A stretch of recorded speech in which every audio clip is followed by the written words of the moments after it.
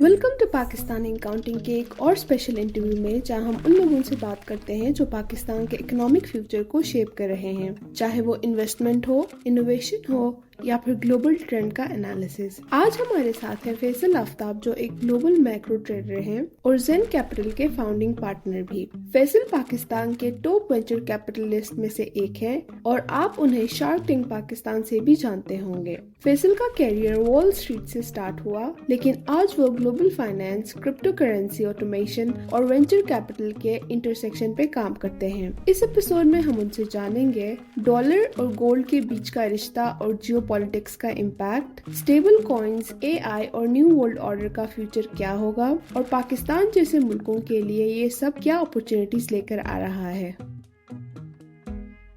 अस्सलाम वालेकुम and welcome to Pakistan and counting. मेरा नाम जुनैद इकबाल है। आज की इस स्पेशल एपिसोड में मुझे ज्वाइन किया है फैसल आफ्ताब ने। एक ग्लोबल मैक्रो ट्रेडर हैं, वेंचर कैपिटल फंड चलाते हैं जेन कैपिटल के नाम से, पाकिस्तान के लीडिंग वेंचर कैपिटलिस्ट हैं। And also he is my fellow shark from shark tank. So Faisal, welcome to the show. Thanks, Sinead. Thanks. Pleasure to be here as always, and always look forward to talking to you. ज़बरदस्त, thank you so much. सो फैसल, एक सवाल जो बार बार हमारे comments में आता रहता है आजकल, वो गोल्ड के हवाले में। लोग इंटरेस्टेड हैं समझने में कि गोल्ड प्राइसेस ऊपर क्यों जा रही हैं। एंड ऑफ कोर्स किसी एक वजह से गोल्ड ऊपर नहीं जाता। इन्फ्लेशन, इंटरेस्ट रेट्स, अमेरिका की policies, geopolitics, central banks के behaviours and so on so forth. So of course ये सब कलेक्टिवली मूव करते हैं। सो आई थॉट कि आज हम इसको आपके साथ बैठ के अनपैक करें। May be let's start on a high level. आजकल आप जो ग्लोबल इन्वेस्टिंग एनवायरनमेंट है उसको किस तरह से देख रहे हैं, ख़ासतौर पे इन्फ्लेशन, इंटरेस्ट रेट्स को, how are you seeing them? So, मेरे ख्याल से दुनिया काफ़ी हद तक बदल गई है। अगर आप पहले भी रिकॉल करें, मैंने 2022 में इसको कॉल कर दिया था कि हम वर्ल्ड वॉर 3 में है। ये लेस काइनेटिक है, it's more financial economic in nature, जिसका एक ज़मरा आप देखते हैं करेंसी डिबेसमेंट और इंटरेस्ट रेट्स की मूवमेंट में। दूसरा एक और जो इसका पहलू होता है वो होता है टेरर्स या ट्रेड वॉर्स। और एवरी नाउ एंड देन फिर वो जाती है जियो पोलिटिकल, जो ट्रांजिट आउट वाली कंट्रीज हैं, जैसे हो गया यूक्रेन, या आप देख लें, या फिर आपकी जो रेड सी में जो टेरर्स ऊपर जाते हैं बिकॉज ऑफ दी, जब चीज़ें हीट अप होती हैं टेरर्स ही इंश्योरेंस रेट्स ऊपर जाते हैं, जिससे इन्फ्लेशन आती है। और तीसरा जब India Pakistan similar, because CPEC जो है, जिसमें आपके लिए जो नया ब्लॉक है टर्की, ईरान, पाकिस्तान, चाइना, आपने वहाँ पे भी हीट अप देखा है। तो हर चीज़ के पीछे हमेशा रिजर्व करेंसी का जो ट्रांजिशन होता है वो होता है। That's what determines markets, interest rates, demand for bonds. और मेरे ख्याल से हम उसको ग्रेजुअली देख रहे हैं प्ले आउट करते हुए। और मेन वजह ये है बिकॉज जब रिजर्व करेंसी का स्टेटस जो होता है वो डिपेंडेंट होता है उसकी स्ट्रेंथ पे भी। तो जब ये प्रिंटिंग इतनी एक्सेसिव 2008 के बाद, ग्लोबल फाइनेंशियल क्राइसिस के बाद शुरू हुई है, तो वहाँ से एक फोरगॉन कंक्लूजन थी कि इवेंचुअली सारी करेंसीज डिबेस होंगी, बिकॉज हम एक डेट पास बैक इंस्ट्रूमेंट के ऊपर बैक्ड है, जिसका नाम है 10 ईयर ट्रेजरी, जो हमारी एक तरीके से रिजर्व बन गई है। लेकिन हिस्ट्री में अगर आप जाएं तो whether you look at 1945, जिसको हम ब्रेंटन वुड्स 1 कहते हैं, जहाँ पे ये जो करंट सिस्टम है जिसमें हम रह रहे हैं, वहाँ पे सेटलमेंट ये हुई थी वर्ल्ड वॉर 2 के बाद कि डॉलर जो है वो उस पर गोल्ड बैक होगा एक सर्टन अमाउंट। सारा सारा गोल्ड पड़ा हुआ था यूएस के पास जो आफ्टर वर्ल्ड वॉर 1 एंड 2। तो उसका इसकी एक प्राइस फिक्स हुई थी और यूएस उससे ज़्यादा प्रिंट नहीं कर सकता था। फिर 1971 में वो डीलिंक, जिसको ब्रेंटन वुड्स 2 कहते हैं, वो गोल्ड से डीलिंक हो गया डॉलर्स। और फिर उसके बाद वॉलेटिलिटी कुछ साल आई और फिर हम पेट्रो डॉलर में चले गए, जहाँ पे जो वो मुल्क जो तेल बेचते हैं उनमें से अक्सर जो थे उन्होंने एग्री किया कि हम डॉलर में तेल बेचेंगे। अब एक डिफरेंट पैराडाइम आ गया है दुनिया में। तो मैं वहां पे पॉज करता हूँ। I'll let you dive deeper, क्योंकि काफी काफी चीजें हैं इसमें। बिल्कुल, आई थिंक जो फैसल, बिल्कुल अगर आसान ज़बान में कहें, जो डीबेसिंग इज़ के बेस करेंसीज ली जाती हैं दुनिया में जिस पर ट्रेड होती है, जिससे फिर बाकी करेंसीज का जो रेट है वो रिलेटिवली तय किया जाता है। सो आई थिंक फैसल जो एक बात कह रहे हैं कि जो एक किसी भी पावर स्ट्रक्चर होता है दुनिया का, जब जो वर्ल्ड वॉर 2 के बाद से अमेरिका के अराउंड सेंटर्ड रहा है, जिसमें दुनिया का जो रिजर्व करेंसी है वो डॉलर रही है, पहले गोल्ड बैकिंग की वजह से, और उसके बाद एक यूएस की जो ग्लोबल हेजेमनी है जिसकी वजह से 3 जगह ट्रेड होता है, लंदन वो डॉलर में ही ट्रेड होता है। तो अब कई चीज़ें ऐसी हो रही हैं जिससे वो जो ऑर्डर है वो शेकअप होना शुरू हो गया है। मिसाल के तौर पे जो ग्लोबल साउथ के मुल्क हैं उन्होंने आपस में थोड़ी सी ट्रेड करनी शुरू कर दी है। तो इसी को थोड़ा सा आगे बढ़ाते हैं। फैसल, मैं रिसर्च कर रहा था कि आज भी जो टोटल ग्लोबल ट्रेड है उसका अभी भी कोई मेरे ख्याल है 80-90% के करीब तो डॉलर ही में सेटल होता है। और अगर आज ये चाइना, रशिया, इंडिया, ब्राज़ील, ये आज सब आपस में अगर अपनी करेंसीज़ में भी ट्रेड करना शुरू कर दें तब भी मुश्किल से कोई 10-15% ऑफ ग्लोबल ट्रेड जो है वो हिल सकेगी। तो आज तो यूएस करेंसी ही डोमिनेंट फोर्स है। Is that not correct? बिल्कुल। देखिए, इसकी दो मेजरमेंट की टेक्निक्स होती हैं। एक है, आपने देखना है आईएमएफ के पास एक बास्केट ऑफ करेंसीज होती है जिसका नाम है एसडीआर, स्पेशल ड्राइंग राइट्स। वो आप कहने कि जो सबसे ज्यादा करेंसी बेस्ड ऑन ट्रेड, वो हर 5 साल के बाद एक वोट होता है, वो बास्केट रीबैलेंस होती है। तो जो करंट स्टेक है, जो अगर आप देख लें इस बास्केट का, इनफैक्ट अगर आप उसको प्लॉट करें काफी इंटरेस्टिंग है। जब भी वो वोट होने वाला होता है उससे प्लस माइनस ये हमेशा कोई ना कोई क्राइसिस होता है दुनिया में, जियोपॉलिटिकल बिग लेवल का। बट रिगार्डलेस अगर आप देखें तो यूएस का करंट जो उसमें शेयर आ गया है, एक जमाने में 80+% होता था, उसका करंट शेयर 42% पे पड़ा हुआ है बास्केट में। बाकी उसमें जो करेंसीज हैं वही आपकी स्विफ्ट वाली हैं, जिसमें यूरो हो गया, पाउंड हो गया और येन हो गया। Euro is the second strongest, उसके बाद लेकिन फिर रेमनबी आ गई है।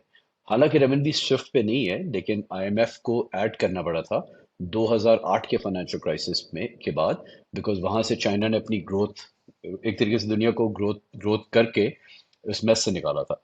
तो अब एक तो ये मेजर आ गया, वहां पे थोड़ा सा डॉलर की वीकनेस नजर आती है, लेकिन डॉलर की स्ट्रेंथ इसलिए बिकॉज अभी भी स्विफ्ट सिस्टम जिसका मैंने नाम लिया है, जिसपे रेमनबी नहीं है, तो वो जो सिस्टम है वहां पे 4 करेंसीज हैं, वही डॉलर, पाउंड, येन और यूरो।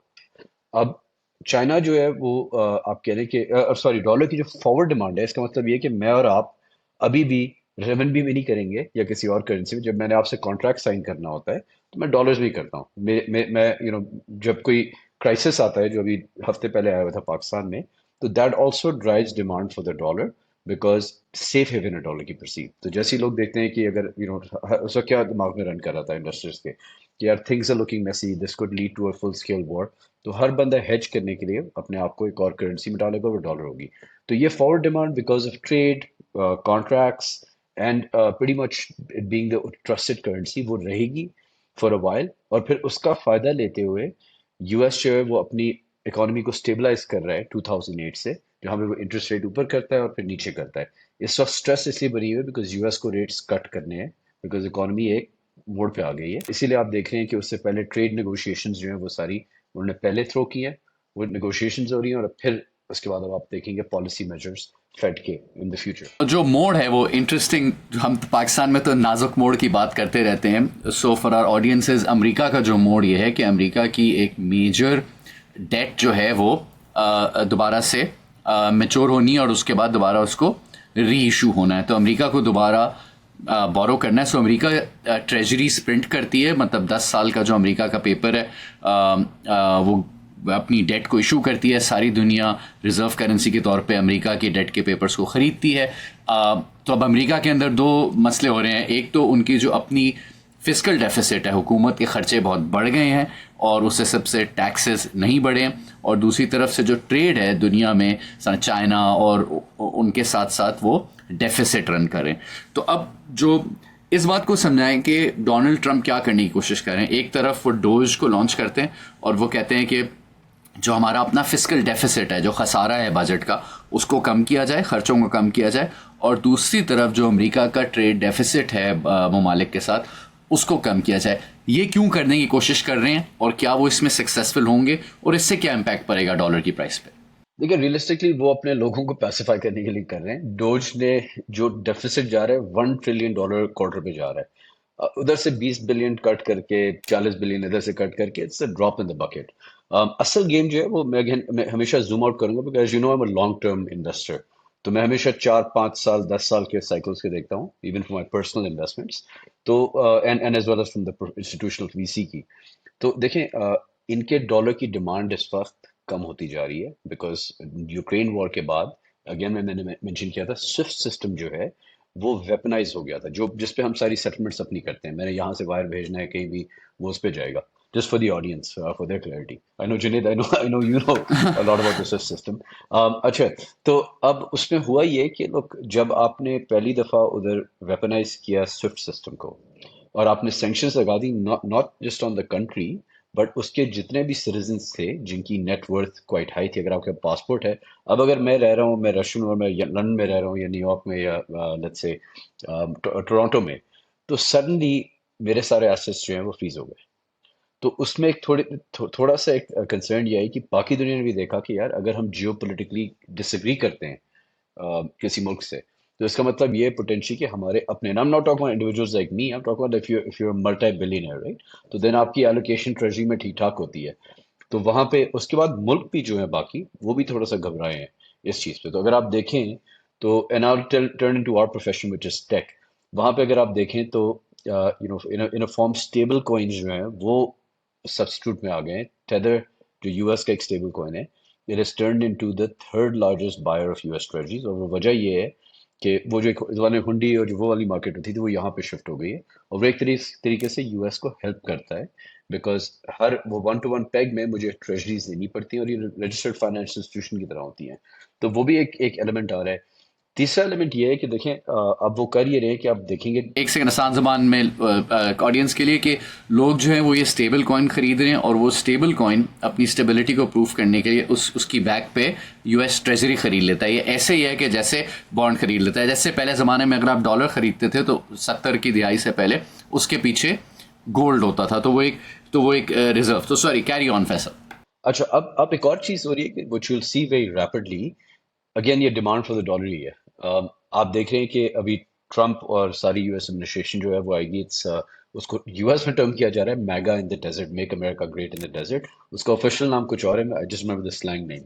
वहां पे क्या हो रहा है, देखें जो मिडिल ईस्टर्न कंट्रीज हैं, let's take the UAE and Saudi, these are the most strongest two. What they have proven is कि हमने इस इकोनॉमिक मॉडल को, कैपिटलिज्म का, हमने इसको, we have gotten good at it, हमने अपने पैसों को स्मार्टली यूज किया है, and we have built these amazing economies with lots of money and reserves. तो यूएस जो अब उनकी अपनी तरफ अट्रैक्ट कर रहा है कि आप हमारी एआई और ब्लॉकचेन और जो न्यू इकोनॉमी टेक की है वहां पे हमारे साथ इन्वेस्ट करें। जब और अभी वो एक आप कह रहे हैं कि एक सेंटर पॉइंट पिवट दुनिया आई हुई है, and this is all tied to markets by the way, geopolitics, right?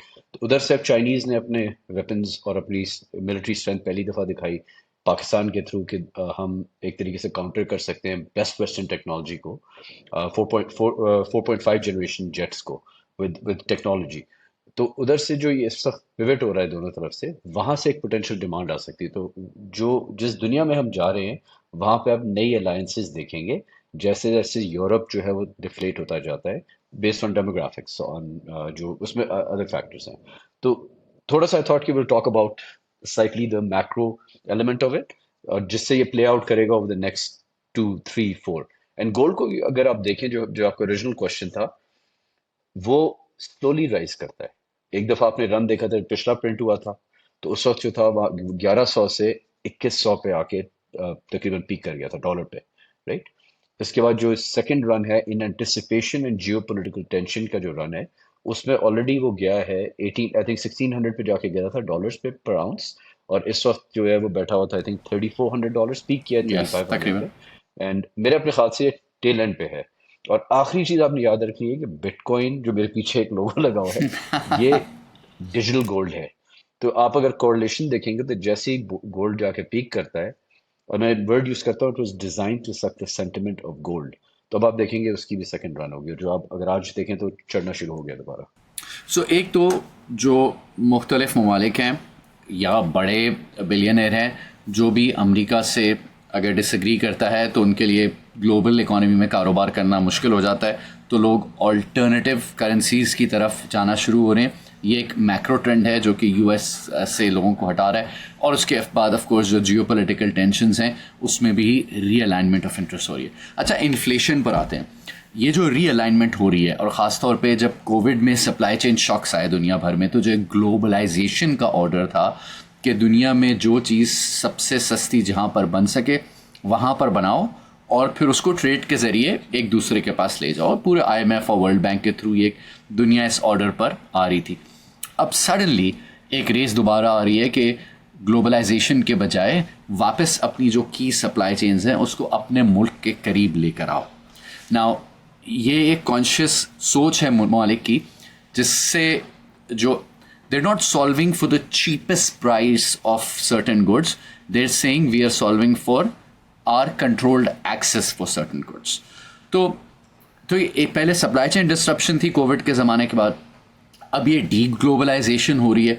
तो फैसल, इससे तो जो चीज़ों की कीमतें हैं वो बढ़ती जाएंगी ना, तो ये इन्फ्लेशनरी प्रेशर तो रुक नहीं रहा। तो talk about inflation and where do you see that going with this backdrop? No, so this is perfect because it transitions into AI, automation, and blockchain, which is partly the new settlement system like SWIFT. वो second phase में आएगा, future looking है। तो मैं आपको current phase बताता हूँ। देखिए, करंट फेज में हम लोग पहले तो दुनिया W2O, पूरी दुनिया में हर जगह जहाँ पे एफिशिएंट सप्लाई चेन है, जैसे आपने मेंशन किया, वहाँ पे और प्रोडक्ट कॉस्ट लेबर है, वहाँ पे जाके आपने प्रोड्यूस किया और फिर वहां से गुड्स पूरी दुनिया में जा रही थी बिकॉज किसी के ऊपर कोई टैरिफ नहीं था, हर चीज फ्लो कर रही है, राइट। इनफैक्ट वो नेट नेगेटिव था कंट्रीज लाइक पाकिस्तान के लिए, बिकॉज हमारी, आप एक तरीके से देख लें तो हमने MFN करके हमने हर चीज सस्ती मंगाना शुरू कर दी, तो हमारे लोकल जो मैन्युफैक्चरिंग सेटअप था वो सारा compete ही नहीं कर पाता। चाइना के साथ कोई compete नहीं कर सकता इन टर्म्स ऑफ एफिशिएंसी। अच्छा, अब वो तो एक एलिमेंट हो गया। अब मसला ये आ रहा है कि इन्फ्लेशन एक तो आ रही है फ्रॉम मनी प्रिंटिंग, जिसको हमने कहा है डिबेसमेंट, पैसे प्रिंट करेंगे, सर्कुलेशन ज़्यादा होगी, चीज़ें ऊपर जाएंगी। एक वो एलिमेंट है। दूसरा ये है कि अब वो एक तरीके से जो चेस बोर्ड था वर्ल्ड ऑर्डर का, वो 2020 के बाद फ्लिप हो गया है, जिसमें इवन यूएस जो है बाय पुटिंग ऑन टेरिफ्स एक तरीके से आपने W2O को साइडलाइन कर दिया है और आप कह रहे हैं कि नेगोशिएशंस कर रहे हैं। अब ये टाइम बाय कर रहे हैं सारे, बिकॉज अब जो चीज़ें होने जा रही हैं, आई वुड से कि इंडिविजुअल लोकलाइज नहीं होंगे, ब्लॉक्स बनेंगे। तो जैसे मैंने ब्लॉक किया है Turkey, Iran, Pakistan, China, potential other central Asian and middle eastern countries can come in this block as well. Similarly US भी अपने ब्लॉक्स बना रहा है, जिसमें आप रेयर अर्थ्स के देखेंगे अलायंसेज। तो यूक्रेन में भी वो कह रहे हैं, हम आपको, हमने वॉर के लिए जो फंड किया है, आपके जो रेयर अर्थ्स हैं वो एक्चुअली इलॉन मस्क की टेस्ला के लिए जो ईवी बैटरीज के लिए लिथियम है, अक्सर उसकी सप्लाई चेन है। इसी तरह जो है अगर आप देखें तो चाइना भी अपनी अलायंसेस इसी तरह बना रहा है डिफरेंट ब्लॉक्स में। तो वहाँ पे सबसे इंपॉर्टेंट चीज़ ये आएगी, अब जो सबसे चीज़ चेंज होने वाली है, जो localisation of manufacturing, this is a real possibility. Because देखिए, जो लेबर आर्बिट्राज था, लेबर आर्बिट्राज का मतलब ये है कि जहाँ पे सस्ती लेबर होगी वहाँ पे मैन्युफैक्चरर्स मूव करते थे। जैसे आपने देखा जापान से फिर आपकी एशियन कंट्रीज में उन्होंने मैन्युफैक्चरिंग मूव कर दी।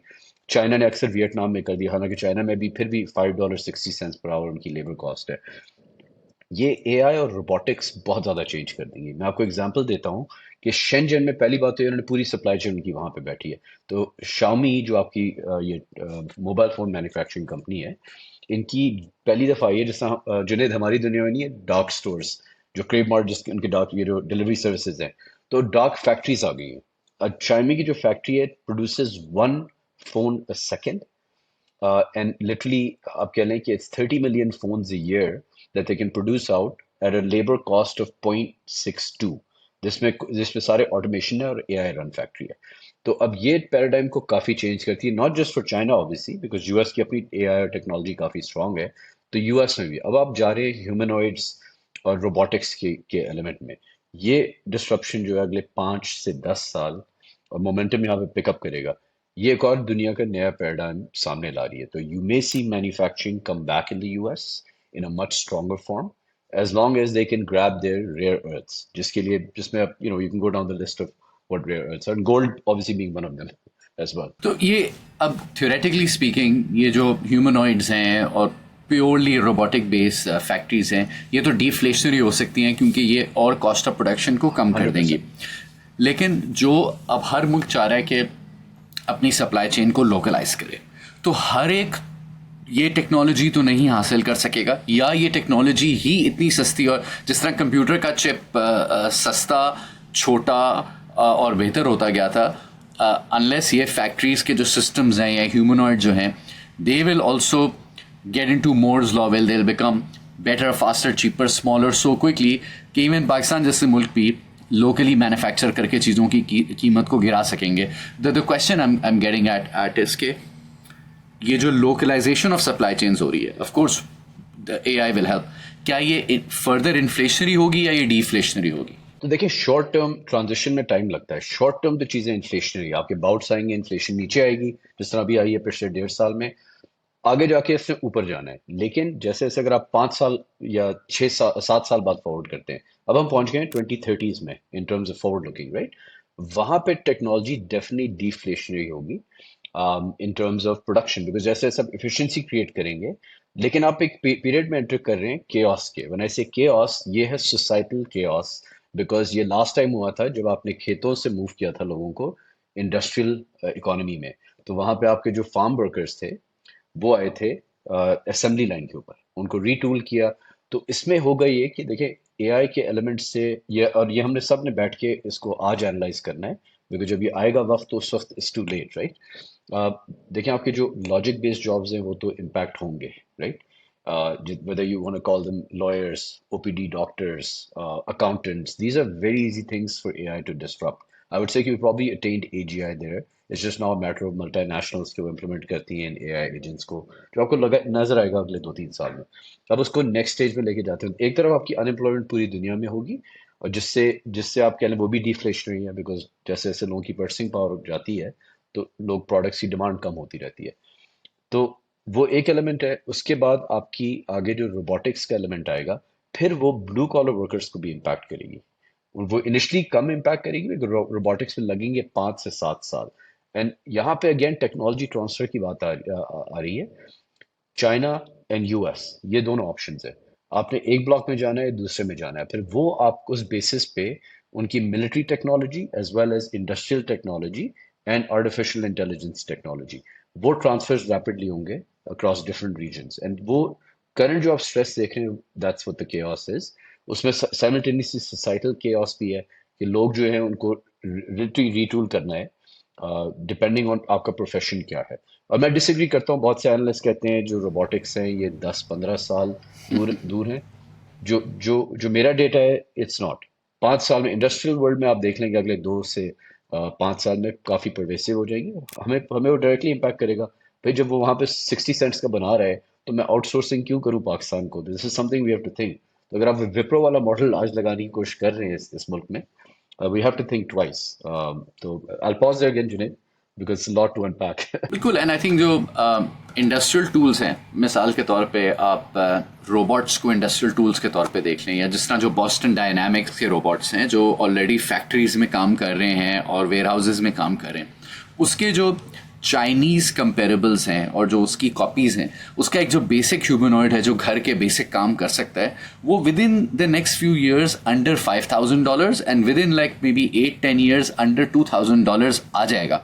तो घर के तो It's like the Jetsons. It's like the Jetsons. तो वो एक डिबेसमेंट हो रही है। ऑफ कोर्स जो सवाल है, जो फूड की वैल्यू चेन्स हैं, उनको दोबारा से सबको अपना रीअसेस और रीटूल करना पड़ेगा। बट आई गेस वहाँ पर भी जो लेटेस्ट टेक्नोलॉजीज आ रही हैं कि कंट्रोल्ड एनवायरनमेंट में even countries like Saudi Arabia, जो अपनी उनकी पूरी जो मिडल ईस्ट की फूड सिक्योरिटी की पॉलिसीज़ आई हैं जो अगले 10-15, they are all based on latest technology, कि किस तरह लिटरली सहरा में किस तरह से लेटेस्ट टेक्नोलॉजी को यूज़ करके हमने अपना खाना खुद ग्रो करना है ताकि हम फ्यूचर शॉक्स पे डिपेंडेंट ना हो। क्योंकि as this world order is shifting, ये सप्लाई चेन शॉक्स आते रहेंगे। और एंड कुछ मुल्क जो हैं वो रह सकेंगे न्यूट्रल, कुछ मुल्क दोनों साइडों को खेलने की कोशिश करेंगे, और कुछ मुल्क एक धड़े में जाएंगे एंड वो डिसीजन उनका गलत भी हो सकता है।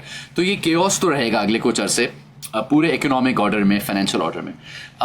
How do you see a country like Pakistan playing coping up with this crisis? एक तरफ ग्लोबल प्राइसेस सब चीज़ों की बढ़ गई हैं, फूड वगैरह की बढ़ गई हैं, हमारी ना एग्रीकल्चर ऑटोमेटेड है, हम डी इंडस्ट्रियलाइज हुए हैं several years in row, right? Energy cost हमारी दूसरों से ज़्यादा है।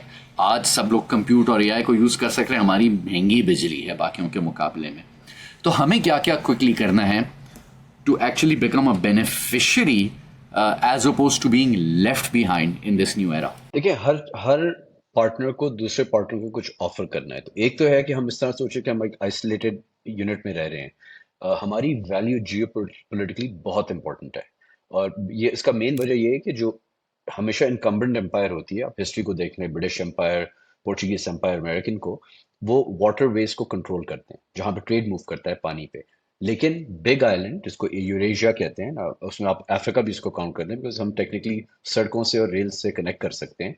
तो वहां पे अब वो चाइना की जो वन बेल्ट वन रोड था, उनकी वो डोमिनेंस वहां पे वो कर रहे हैं। और अगर आप उनको डोमेस्टिकली देखें तो उन्होंने 20,000 माइल से ज्यादा बुलेट ट्रेन अपनी पूरी कंट्री में डाल दिए। पूरी दुनिया में, बाकी दुनिया में तकरीबन 11,000 माइल्स है इनके ट्रेन के। तो मैं थोड़ा सा इससे मेंशन कर रहा हूँ बिकॉज देखिए, हम आइसोलेशन में पाकिस्तान की डिस्कशन करते हैं। We have rare earths, we are geopolitically important country for South Asia. I think आपको जवाब मिल गया है आफ्टर दिस लास्ट वीक कि पाकिस्तान या किस ब्लॉक में है based on the technology that was exhibited, right. And so वहां से हमें रैपिड टेक्नोलॉजी ट्रांसफर होगा इन माय ओपिनियन, जिसमें हमारी इंडस्ट्रियलाइजेशन एफिशिएंसी, सो ये नहीं है कि आपकी जो करंट फैक्ट्रीज हैं वो ओवरनाइट बंद होकर रोबोट्स बन जाएंगी, जब आप उसमें एआई और ऑटोमेशन लगाएंगे, जो जो चीज़ें रेलेवेंट है हमारे लिए, वहां पे आपकी एफिशिएंसीज आ जाएंगी। सिमिलरली जो है प्रॉब्लम्स जो है वो इंसान के दिमाग के साथ और आर्टिफिशियल इंटेलिजेंस के वेरियस एजेंट्स और वेरिएशंस उसकी अवेलेबल हैं, उसको लेवरेज करके जो प्रोडक्टिविटी और थॉट प्रोसेस है, आई थिंक उससे सॉल्यूशंस निकलेंगी। जैसे आपने मेंशन किया जो गल्फ स्टेट्स हैं, I think they been very forward looking. अगर आप उनको देखें तो उन्होंने ये, उनको समझ आ गई थी तकरीबन 10-15 साल से कि दुनिया चेंज हो रही है, तो उन्होंने अपने आप को आगे पोजीशन किया था। आई थिंक हम थोड़ा सा ट्यूबलाइट की तरह अब जाके वेकअप कॉल आई है हमें। But like I said, 250 million people, a pretty strong country. It's a big economy. It's just an undocumented economy. उसको भी कोई चाहेगा कि उनकी करेंसी में प्राइस हुई, उनके ब्लॉक में वो आए। तो I think these are things we have to sell in exchange for knowledge and the catch up component. Rather than thinking we can just build everything, वो हमारा स्टैंडर्ड नहीं होता। मेरे आईटी के जो जब भी कोई बंदे होते थे, जब मैं कोई चीज़ रेकमेंड करता था तो वो कहते हैं नहीं सर हम खुद ही बना देंगे, which is good, I like that. But हर चीज़ आप sometimes is off the shelf products that have already demonstrated the battle hardness. And तो आई थिंक वो एक ट्रांसफर्स हम देखेंगे, that's gonna change the paradigm as far as the country goes. देखिए, all you can do is bring in stability. So let's come short term now, right? Short term, I'm very bullish that US को print करना है, dollar को weaken होना है, right? जब dollar weaken, whether that's fiscally or monetary, पहले होता था कि वो इंटरेस्ट रेट से ऊपर नीचे करते थे। I think cuts इतने नहीं करेंगे। I'm looking at a rate of about 3.5% जो US का Fed funds rate है। It's not going to go to zero again. But वो दूसरी साइड से वहां पे ट्रम्प जो है वो सिमुलेट करेंगे, which is also money printing. वो करेंगे इन द फॉर्म ऑफ ये आपके टैक्स कट्स और फिस्कल स्टिमुलस। वो जब डॉलर पे इम्पैक्ट आएगा तो वो पाकिस्तान को फिस्कल स्पेस और देगा। ऑलरेडी हम एक अपर ट्रेजेक्टरी पे हैं इन टर्म्स जब उनके रेट्स नीचे आते हैं। हमारा इस वक्त पॉलिसी रेट 11 पे आ गया परसेंट पे, which I don't agree with, but I think it's still good कि it's come down that low. आगे जाके आई थिंक कि पाकिस्तान के लिए अच्छी runway at least till the end of 2025। I am very bullish on TSX for the rest of this year. I'm bullish on the US stock market and obviously blockchain and technology as well. And I think ये run होगी probably end of this year तक, possibly extends to April of 2026.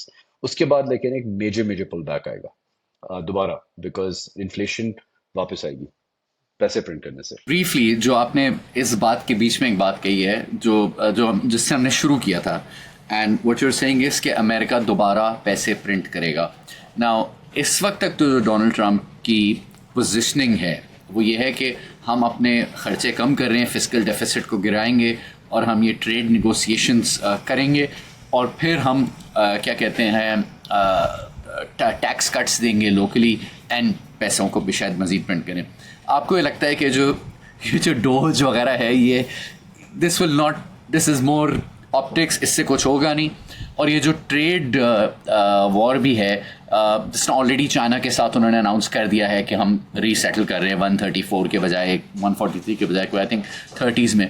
Do you think ये कि एक basic level settlement हो जाएगी और उसके बाद फिर अमेरिका उसी तरह पैसे प्रिंट करेगा और दुनिया एक नए ऑर्डर के तहत उसी नई US ट्रेजरी को खरीदेगी और फिर से वही होगा जो होता आ रहा है? देखिए, वो सारी नेगोशिएशंस यही हैं। 2017 में भी एग्जैक्टली ये पोजीशनिंग थी। ट्रेड वॉर्स, उसमें ट्रेड वॉर्स थोड़ी सी बाद में शुरू हुई थी लेकिन वर्बली अनाउंस हो गई थी। अभी वो थोड़ी सी एक्सक्यूज माय लैंग्वेज, वो फैंटी लगा के सबको टेरर्स लगा के उनको कह रहे हैं अच्छा यार सेटलमेंट कर लो, चलो तुम ट्रेजरीज खरीद देना जो तुम नहीं खरीद रहे थे। तो वो बैक चैनल चीजें हो रही है। If you asking me, the Chinese want to weaker dollar. पूरी दुनिया जो है पिछले 2 साल से वो उनके बुरे हालात हुए हुए थे बिकॉज स्ट्रॉन्ग डॉलर जो है वो सबको हर्ट करता है। तो वो चाइनीज की अपनी they have their 2008 housing crisis equivalent happening in China. तो वो भी चाहते हैं कि थोड़ा सा अपने आप को ये करेंसी प्रेशर को हटाएं। तो I think you gonna see all these things. और बाकी जो इनके एलाइज हैं यूएस के, वहां पे भी देखें जब आपकी गवर्नमेंट गिर रही होती है, व्हेन आई से मीनिंग के वो भी तो जियो पॉलिटिक्स से ग्लोबल गवर्नमेंट ही है ना, जिसमें आपस में डिफरेंट पोजिशनिंग है कंट्रीज की स्टैंडिंग की। तो वहां पे कभी कभार आपके एलाइज भी कहते हैं यार हम चाइनीज साइड से बात करना शुरू कर देते हैं। तो थोड़ा सा आपने उनको भी पुल बैक इन शेप किया है। तो both the strong dollar and tariffs are both components of negotiation. इसीलिए आप देख रहे हैं हर जगह नेगोशिएशन हो रही है इसी चीज की। At least that's my assessment. And I think ये चीजें सेटल हो जाएंगी और सेकंड हाफ बहुत स्ट्रांग होगा दुनिया में। तो जो interesting, I like how you put it, कि एक जो पूरा ग्लोबल फाइनेंशियल ऑर्डर है उसकी मैनिफेस्टेशन कई तरह से सामने आती है, चाहे वो टैरिफ वॉर की शक्ल में आ रही है, चाहे वो यूक्रेन वाले कॉन्फ्लिक्ट की शक्ल में आ रही है, चाहे वो इन वे इंडिया पाकिस्तान कॉन्फ्लिक्ट की शक्ल में आ रही है, जिसमें था वो इंडिया पाकिस्तान का कॉन्फ्लिक्ट, लेकिन पिछले कुछ दिनों से सारे articles are about how Chinese technology really shocked the world, and वो भी एक तरह से धड़ों का हिसाब हो रहा है। अच्छा, तो इस क्योंकि एक हाई हाई सेंसिटिविटी की इन्वायरमेंट चल रही है पिछले कई सालों से, और एक अनसर्टनिटी की इन्वायरमेंट चल रही है, तो गोल्ड ऊपर जाते जा रहे हैं। तो मुझे आपकी बात से जब समझ आ रहा है कि अब जो हंगामा होना था अब वो सेटल होना शुरू होगा, and as a result you probably are saying कि अब गोल्ड आहिस्ता आहिस्ता चलेगा। Is that what you are saying? I think long term, देखिए मैं अगेन शॉर्ट टर्म और long term gold will only go up. But obviously कोई भी चीज सीधी ऊपर तो नहीं जाती है, जस्ट लाइक मार्केट्स। तो आपकी एक रन होती है, देन इट रीएडजस्ट, पर आपने देखना है हायर लोज को। तो अगर आप लोज टू लोज देखें तो इट्स ग्रोइंग, राइट। और वो एक पीक होती है जो 34 35, may be it might goes to 3700। But आगे जो आप देखेंगे, अगेन मैं से 35 34 3700 डॉलर्स पर आउंस, वहां पे यूएस में मेजरमेंट पर आउंस होती है गोल्ड की, हमारी पर तोला होती है। तो मैं डॉलर उसके वहाँ का रेट देखता हूँ ये उस पे उनकी जो वहाँ मार्केट्स हैं। सिमिलरली जो उनकी स्टॉक मार्केट है, it should also go up. And commodities के लिए बुलिश है सेकंड हाफ में, बिकॉज वीक डॉलर हर चीज ऊपर जाती है including real estate compare to it. Long term, if you asking me, all hard assets और जो जिसको भी आप इन्फ्लेशन हेज कहते हैं, उन्होंने ऊपर जाने ही जाना है। तो यूएस में अक्सर जो लोग हैं वो किससे हेज लेते हैं? या तो आप हाउसिंग में जाते हैं, आपने रियल एस्टेट ली, या which is pretty much global trend, या आप स्टॉक्स को भी इन्फ्लेशन हेज समझते हैं, जिसमें अगर आप टेक्नोलॉजी स्टॉक्स में कॉन्सेंट्रेट किया हुआ है तो वहां पे आपकी रिटर्न्स काफी मोर अग्रेसिव आती है compare to other stocks. And energy stocks I think also valuable because AI is gonna consume energy. तो आपने अगर लॉन्ग टर्म देखना है, 10 साल का पोर्टफोलियो बनाना है, तो आपने यहाँ प्रोटेक्शन लेके बैठ जाए। अगर आपने शॉर्ट टर्म ट्रेडिंग करनी है, then you have to look at these things. But I think for short-term traders, they have a very, as long as they have the nerves and ignore the noise, end of the year is much stronger, in my opinion. Again, speculative. तो दो दो portfolios को game करते हैं, 10 साल के portfolios को। एक तो जो एक ग्लोबल इन्वेस्टर है, या अगर पाकिस्तान में भी रहते हैं लेकिन उसके पास ग्लोबल एक्सेस है मार्केट्स का, तो so let's say US stocks, global या local real estate, gold, and then non US stocks, let's say या तो चाइना का एक्सपोजर, यूरोप का exposure, and then treasury bonds वगैरह। तो एक 10 साल का portfolio for a global investor आपके जहन में क्या है? Uh, I would I would take obviously PSX का let's say मैं पाकिस्तान को की भी एक्सेस है और वहां पे भी है। तो पहले ग्लोबल, फिर हम एक पाकिस्तान पोर्टफोलियो पे बात करेंगे। तो देखिए ग्लोबल तो very simple, like me I believe we're in World War III, and I think if you look at World War I and II, it was conflict after conflict and became evident later. शुरू में आपको लगता है क्योंकि आप किताब में पढ़ते हैं तो आपको लगता है कि बस वो क्विकली हो गया था।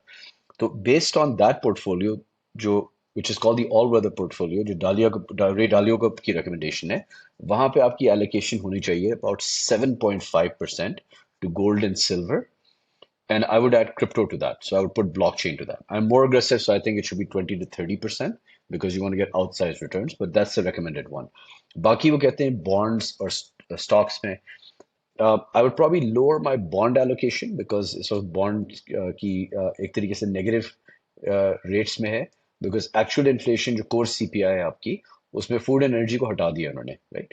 तो अगर उसको आप देखें तो लोगों के वॉलेट पे 30-40% का इम्पैक्ट आ रहा है, जो आपका सिर्फ ये खाने पे। और I think all of us can see world wide prices are not very much higher than they were just even 4 years ago, right? And if you calculate that out, you see it's pretty high inflation every year. तो उसके basis पे obviously जो liquid element है मैं वो bond में रखूंगा जिसकी मुझे जरूरत है 3 महीने 6 महीने साल 2 साल बाद मैक्सिमम जो मेरी लिविंग आपके लिए रनवे है बाकी I would go aggressively into the magnificent seven which is the new Lockheed Martin and the new digital empire of the US economy और ये जो सारी आगे एआई और ऑटोमेशन और आपकी जितनी भी गाड़ियां आ रही हैं ईवी ये सब कुछ इसके अंदर पड़ा हुआ है तो वो वाली economy is where you want exposure I think private equity and venture capital are going to go through dramatic changes in the coming future, which is my industry as well. तो मैं अपने इस वक्त फंड को देख रहा हूँ मैं इसी लॉन्च नहीं कर रहा immediately मैं मार्केट को समझ रहा हूँ you'll see Lightspeed Ventures multiple others they're trying to come into this hybrid public private market setup because the market has changed significantly from the past. So this is my ideal so आप कह रहे gold, precious metals, in my opinion blockchain. At least 5% or so should be allocated here, and then Baki I would go aggressively into Magnificent Seven. This is a very aggressive recommendation, and then keep some bonds. I wouldn't keep 60-40 bond component. I would basically go to smaller 10-15% in bonds depending on your cash flow needs. अच्छा और जो Pakistan based portfolio है thank you for sharing that जो Pakistan based portfolio है and assuming कि पाकिस्तानी जो हमारे investors हैं उनको ऑफिशियली क्रिप्टो की ऑन रैंप अलाउड नहीं है विंक विंक तो एसेंशियली हमारे पास आ जाता है PXX आ जाता है गोल्ड सिल्वर आ जाता है रियल स्टेट आ जाता है और पाकिस्तानी बॉन्ड्स टी बिल्स या जो भी म्यूचुअल फंड के थ्रू उसका एक्सपोजर हो जाता है how would you design that for a 10-year period So again, I would take some level of precious metals in my portfolio because that's required, right? Again, वही 5-10% जो भी आपकी यहाँ पे मैं 10 रखूंगा because currency थोड़ी सी more volatile है. बाकी I would go aggressively into stocks and to some level of real estate as well because housing की demand grow करती रहेगी पाकिस्तान में.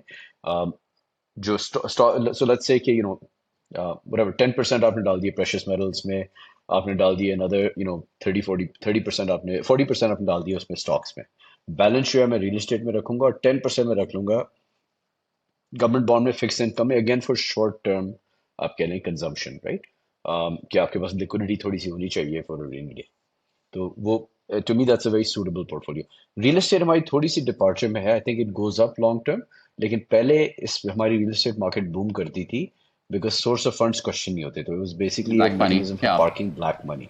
Money, अब वो exactly. थोड़ा सा चेंज होगा तो वो थोड़ी सी मिमिक करेगी इकोनॉमिक ग्रोथ को पहले वो एक तरीके से आप कह लें कि it was resilient right real estate पैसे डालें कभी कोई इम्पैक्ट नहीं आता था तो वो आपने थोड़ा सा अब देखना है इसमें and again if I could I would obviously invest in tech in Pakistan but you right now you have very limited exposure with like Systems Limited or something on the equities market. But energy stocks are important. I would go into energy stocks as well.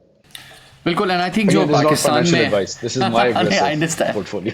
I understand और जो पाकिस्तान में investors हैं उनको I think ये बात बताना ज़रूरी है कि जो फैसल अभी बता रहे हैं लेआउट कर रहे हैं पोर्टफोलियो को इसके लिए करोड़ों रुपए होने ज़रूरी नहीं है फॉर एग्जांपल आपका अगर 5-10 हज़ार रुपये का भी आप एक्सपोजर लेना चाहते हैं गोल्ड और सिल्वर में तो पाकिस्तान मर्केंटाइल एक्सचेंज के थ्रू आप ले सकते हैं सेकेंडली स्टॉक्स में अगर आप एक्सपोजर लेना चाहते हैं तो किसी भी रिकग्नाइज्ड एसेट मैनेजमेंट कंपनी के म्यूचुअल फंड्स के थ्रू भी आप 5-10 हज़ार रुपये से एक्सपोजर ले सकते हैं सिमिलरली रियल स्टेट के एक्सपोजर के लिए रियल स्टेट इन्वेस्टमेंट ट्रस्ट जो है वो स्टॉक एक्सचेंज पे लिस्टेड हैं उसको भी इसी तरह 5-10 हज़ार से भी ले सकते हैं तो जो आज का जो मकसद था वो ये कि हमने कुछ अर्सा पहले फैसल जो अपनी इन्वेस्टिंग सीरीज़ की थी उसमें आपने और मिसबा ने भी एक एपिसोड की थी तो उसके बाद कंसिस्टेंटली जो हमारी व्यूअरशिप है वो यंग एंटरप्रेन्योर्स हैं प्रोफेशनल्स हैं तो they want to know more about investing so आज ऑब्जेक्टिव ये था कि एक ग्लोबल मैक्रोज को